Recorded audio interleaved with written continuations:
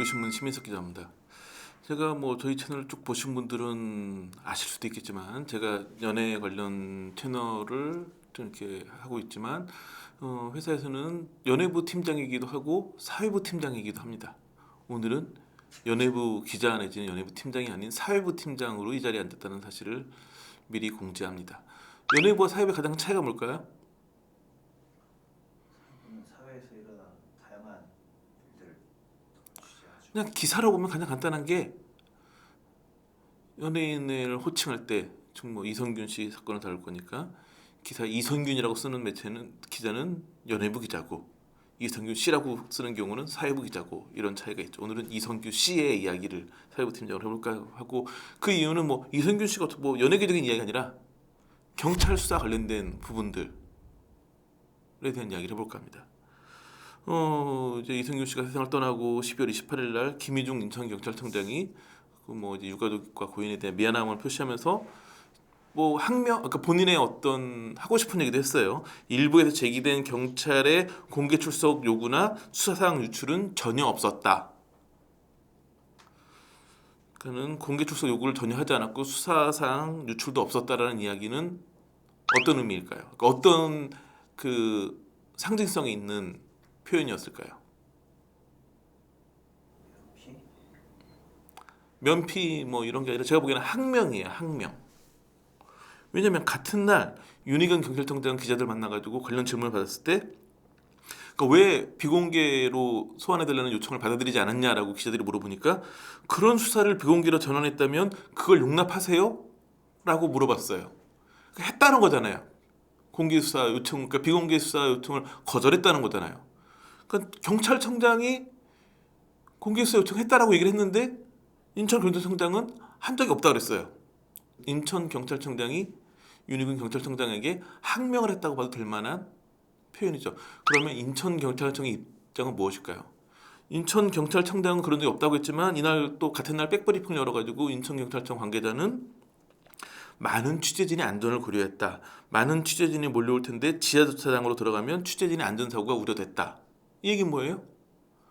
취재진의 안전사고를 우려해가지고 비공개 수사 요청을 받아들이지 않았다는 거잖아요. 인천경찰청도 공개 수사를 했다라고 하고 윤희근 경찰청장도 인정을 했는데 관할 책임자인 김희중 인천경찰청장만 그런 적이 전혀 없다라고 이야기를 하고 있는 상황이에요. 자, 그렇다면 이 부분은 무엇이 문제일까? 저는 뭐 불법인 줄 알았더니 불법까지는 아니더라고요. 법이 적용되어 있는 게 아니라 경찰청 훈령에 나와 있는 내용이기 때문에 경찰청 훈령, 경찰 수사 사건 등의 공부에 관한 규칙 제13조에 이런 말이 나와요. 경찰관서의 장은 소환조사, 압수수색, 체포, 구속 등의 수사 과정이 언론이나 그 밖의 사람들에 의하여 촬영, 녹화, 중계방송 되지 않도록 하여야 한다. 비공개 수사가 원칙이라는 부분이 경찰 훈령에 나와 있는 거죠. 물론 여기에는 예외 조항들이 있긴 해요. 이게 1항에 이렇게 규정되어 있고 2항에 예외 조항이 나오는데 범죄에 대한 사회적 경각심 제고 등 공익적 목적을 위한 필요한 경우에 경찰관서의 장은 언론에 의한 취재를 허가할 수 있다. 경각심 제고 등을 위한 공익적 목적으로 이성균 씨의 3차 소환조사 비공개 요청을 거절한 것이었을까요? 물론 그럴 수 있죠. 근데 여기 뭐라고 되어 있냐면 이런 경우 경찰관서의 장이 취재를 허가할 수 있다고 되어 있거든요. 장이 누구냐면 김희중 인천경찰청장이에요. 근데 본인은 그런 일이 없었다고 하니까 본인은 허가한 적이 없는 거잖아요. 그러면 본인의 허가 없이 그러니까 법적으로 예외 조항이 안 되는데 한 거예요. 그리고 게다가 이 공개 소환 조사를 하게 된 이유에 대해서 경찰청장은 뭐라고 얘기했냐면 그러니까 이런 거를 용납하겠느냐. 이게 뭐 언론을 지칭하는 건지 대중을 지칭하는 건지 모르겠지만 대중 내지는 언론이 용납하지 않기 때문에 또 인천경찰청의 공식 입장은 취재진의 안전을 위하여 훈령에 나오지 않는 내용 이유로 공개 소환을 한 거예요. 당연히 경찰청 훈령을 위반한 거로 볼 수 있겠죠. 또 하나는 3차 소환 조사가 몇 시에 끝나는지 아세요? 3차 소환 조사가 23일 오전 10시에 시작돼가지고 24일 새벽 5시에 뭐 끝난 건 5시가 아닐 거예요. 그래서 이성윤 씨가 나온 건 새벽 5시였어요. 소위 말하는 심야 조사가 이루어진 거죠. 역시 경찰청 훈령에 이런 내용이 나오는데 경찰청 훈령 경찰 수사에 관한 인권보호 규칙 제9조에 따르면 심야 조사의 제한 시간을 준수하고 예외적으로 심야 조사를 할 경우에라도 이를 남용하지 않도록 유의한다라고 되어 있어요. 여기서 심야 조사는 오후 9시부터 오전 6시까지를 의미해요. 근데 심야 조사 이루어진 거죠. 물론 심야 조사가 이루어지는 데 있어가지고 몇 가지 예외 조항이 있긴 해요. 뭐 빨리 지금 뭐 긴급 체포를 해야 된다거나 뭐 아니면 뭐 그 공소시효가 얼마 안 남았다거나 이런 경우는 허용이 되면서 또 하나 나와 있는 게 뭐냐면 피의자나 사건 관계인이 제출석이 곤란한 구체적 사유를 들어 심야 조사를 요청한 경우에는 가능해요. 근데 경찰은 어떻게 설명했냐면 이성균 씨 측에서 동의를 했다. 피의자나 사건 관계자가 동의를 해가지고 심야 조사를 할 수는 없어요. 요청을 해야지. 요청은 와 우리가 이렇게 필요하니까 이렇게 해달라 심야 조사 좀 해달라 오히려 경찰에 부탁하는 경우는 할 수 있지만 경찰이 먼저 요구해가지고 동의한다고 심야 조사를 할 수가 없어요. 그런데 이 사안은 자세히 살펴보니까 경찰청 훈령을 위반했다고 보기 좀 어려움이 있겠더라고요. 그 다음에 이제 법률신문에 단독 보도한 내용을 보니까 경찰에서 먼저 제안을 한 거예요. 오늘 심야 조사를 하면 4차 소환 조사는 안 하겠다. 오늘로 끝내겠다. 오늘 지금 심야 조사를 받으시든지 아니면 그냥 오늘은 귀가하시고 4차 소환 조사를 하자. 근데 이승균 씨가 가장 괴로운 게 뭐였을까요? 왜 3차 소환 조사를 비공개 요청했을까요? 소환 조사 받을 때마다 언론 앞에 포토라인에 서는 게 너무 그건 모든 연예인이 아니라 모든 사람이 다 심리적 부담이 큰 사안이겠죠.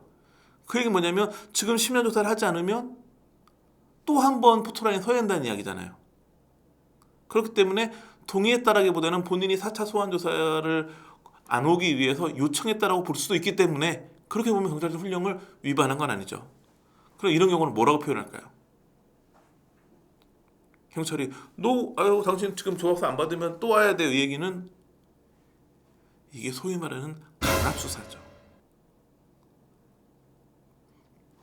경찰청 훈령까지 위반한 건 아니지만 정확히 적용해 보면 제가 보기엔 이것도 경찰청 훈령 위반으로 볼 수도 있지만 피해 간다고 해도 강압수사는 벗어날 수가 없는 상황이었던 거죠.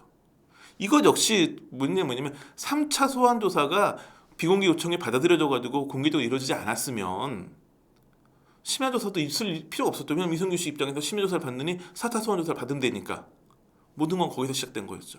그럼 요즘에 윤석열 경찰청장이 그렇게 얘기를 했거든요. 아 이런 사안을 비공개로 전환하면 뭐 용납하시겠냐?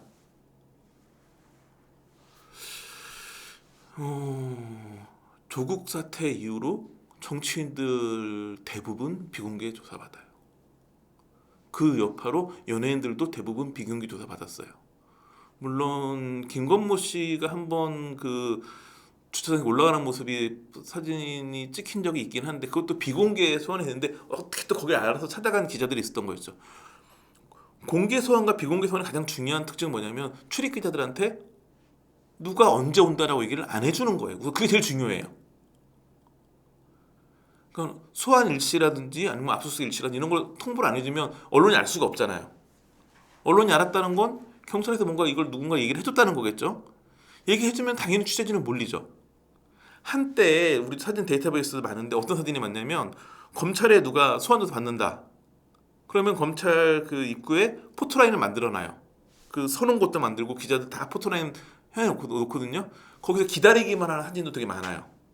왜냐하면 비공개 소환이 원칙이기 때문에 기자들은 소환 일지를 알고 와 있긴 하지만 뭐 지하 주차장이나 다른 곳으로 올라가기 때문에 거기까지는 안 가고 그냥 입구에서 이렇게 됐다라는 것만 그 사진도 꽤 있거든요. 지금 데이터베이스에. 그 얘기 뭐냐면 최근 몇 년 동안에는 비공개 소환이 원칙이 됐던 거예요. 원래부터 그게 법으로도 훈령으로도 그게 원칙인데 그게 지켜지지 않다가 지금 그랬는데 왜 이번 사건에서만 그 원칙이 다 무너졌을까요? 이승규 씨 같은 경우에는 2번은 공개 소환조사에 응했는데 왜 3차 소환조사에는 비공개를 요청했을까요? 2번이나 포토라인에 선 거에 부담도 있지만 3번째는 약간 내용이 달랐거든요. 앞선 2번은 마약 사건에서 피의자였어요. 3번째 사건은 공갈협박 사건의 피해자였어요.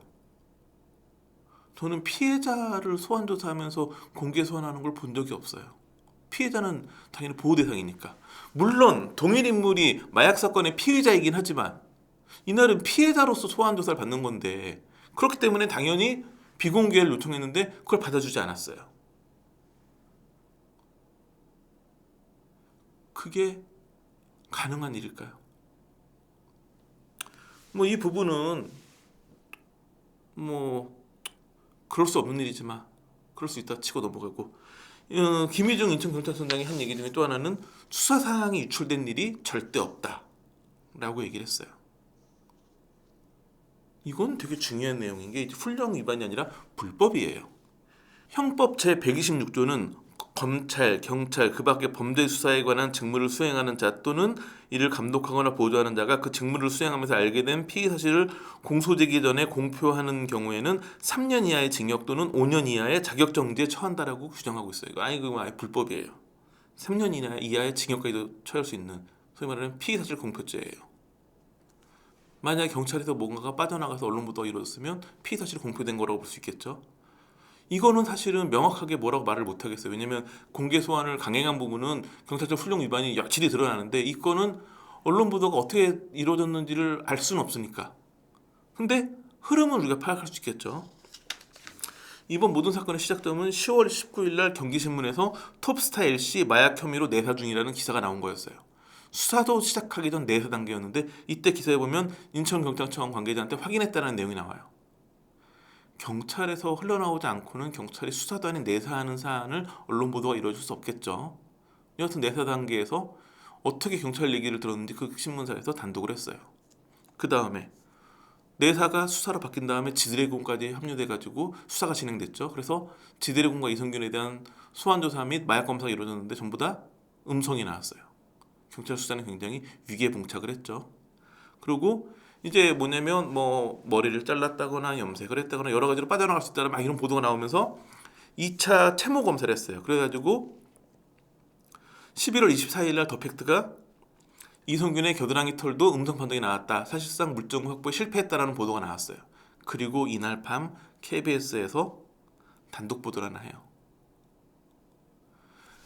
이성균이 2차까지 음성이 나오면서 모든 이제 물증은 전혀 없다라는 게 밝혀진 그날 KBS에서 보도한 내용은 이성균과 유흥업소 실장의 전화통화 내용 녹취였어요. 결정적으로 여러 흐름이 바뀌었죠. 경찰 입장에서는 너무나 고마운 언론이죠. 물증 실패라는 최대 위기에 직면했는데 아주 결정적인, 게다가 아주 사적인 대화가 오가는 녹취를 언론에서 단독 보도를 해줬으니까. 이와 똑같은 상황은 12월 26일 날 또 반복이 돼요. 23일부터 24일에 걸친 경찰 3차 소환조사 끝난 다음에 이성균 씨 측에서 의견서를 경찰이 제출을 해요. 26일 날 의견서를 제출했는데 의견서 내용은 뭐냐면 이제 사실상 물증은 없고 증거라고는 유흥업소 실장의 그 주장뿐인데 경찰 소환조사 때 보니까 이 수사관이 이미 그 여 실장한테 경도된 듯한 발언을 많이 하더라. 결국 누구의 말이 맞는지 거짓말 탐지기 조사를 해보자라고 의견서를 내요. 그 보도가 또 나오고 경찰은 또 한 번 최대 위기에 직면을 하죠. 그리고 이날 저녁 때 JTBC가 단독 보도를 해요. 이성균 빨대 이용해 코로 흡입했지만 수면제로 알았다 라고 경찰에서 진술했다라는 내용이에요. 이 보도로 인해 가지고 다시 한번 흐름이 확 바뀌죠.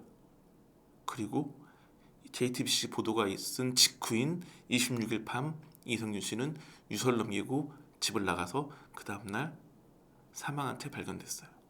뭐 물론 우연일 수도 있어요.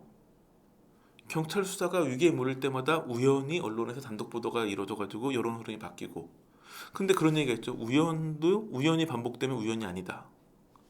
우연히 경찰 내사 중인 내용이 경찰이 수사 내용을 유출하지 않았음에도 보도가 이루어졌고, 경찰이 수사 위기에 몰릴 때마다 경찰의 수사 사항을 유출하지 않았음에도 단독 보도가 나왔어요. 근데 이성균과 여 실장의 통화 내용을 경찰이 아니고 어떻게 입수할 수 있었을까요? 물론 이거는 뭐 다른 방법도 있을 거라는 생각이 들기도 해요. 그런데 두 번째 단독은 경찰에서 진술한 내용이거든요.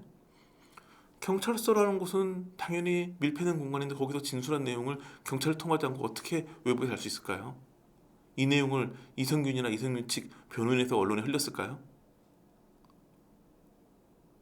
우연이라고 보기엔 너무 기막힌 타이밍에 경찰 수사 내용이 단독 보도로 이어진 거라고 볼 수 있겠죠. 그리고 누가 보더라도 26일 날 그 단독 보도가 나오고 바로 얼마 지나지 않아 가지고 유서를 남기고 집을 나갔고 그 다음날 사망한 채 발견됐어요.